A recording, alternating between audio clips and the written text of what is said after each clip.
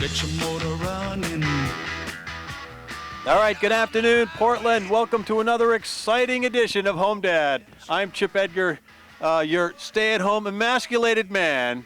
That's right, staying around, hanging around the house, doing nothing. Just, actually, my little 23-year-old here, Warren, who's with me on the show, he does all the housework for me. He balances the checkbook, he makes all the phone calls, schedules my appointments, and shopping, laundry, cleaning. I just sit around and read Oprah. Is that a magazine? Jessica Lockhart, our engineer, producer? I think it's called O. Oh, okay. Oh. That's what I read. I don't look at the cover. I read the articles. Oh. And Yeah, lucky you got him trained to do all that work for you. That's really good. yes. So here we are, another Tuesday afternoon. Jessica, how you doing today? It's pretty wet out there, huh? It's kind of miserable, but what the heck, Is it miserable? I mean, are you really miserable, or is it, or are we just expected to say, "Oh, it's raining"? And Actually, I'm you know what? It's kind of warm out, so I'm really appreciative. It rains. You got to have rain. I'm really happy that it's not cold weather. It's nice. It's true. Nice. This is true. But with all the guilt trip about global warming, you can't even enjoy that. I can't feel. I'm like, yeah, it's nice and warm out today. Oh, global warming. Oh. You just can't win, man. Yeah, it's tough. Ignorance is bliss. All right, and that's why we're here, and that's why you're tuned in today, right, Jessica? Today, of course, on Homedad, we're talking about getting out of Vietnam 2. That's my term for it. Vietnam number 2. The Democrats are rejoicing last week's election results, and Republicans are actually advocating the concept of teamwork.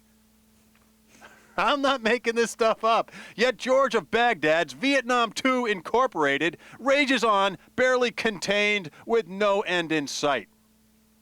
Is everything going to be okay now that the Democrats, who either openly or tacitly supported the war and seem to have no clear alternative policy, now that they control Congress?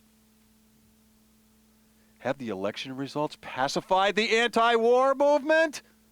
We'll be talking to Jack Bussell of Veterans for Peace. He's back on the show, Jessica, so stay tuned for that. Hallelujah. All right, what do we got going on? We got any announcements? Well, let's see. I'm going to look around and see if we have any announcements. Yeah, look around, will you? Oh, I don't see anything. Oh, shoot. Well, while you're looking around for that announcement, Jessica, let's get on to our public service. Homedad Public Service. That's right. No, I'm not going to tell you the time of the temperature or where to go if you have scurvy or syphilis. But I will tell you, as an American, the level of fear to maintain. That's right, everybody. It's time for the terrorist threat alert. Today's terrorist threat level is at what? It's still at orange and yellow. All right? Orange and yellow. Yeah.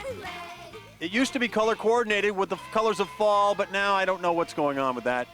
Orange, if you high risk for domestic and international flights, and of course yellow for everybody else. Significant risk. That means, according to the Department of Homeland Security, statistically speaking, Americans have a significant risk of getting beamed on the head with a meteorite or a comet. Is this right, Jessica? Right.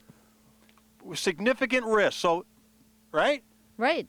All right. I mean, I'm quoting statistics that I read in Foreign Affairs, not the current issue, the second to last issue. Anyway, Jessica, we have a really exciting show today. Democrats are rejoicing last week's election results.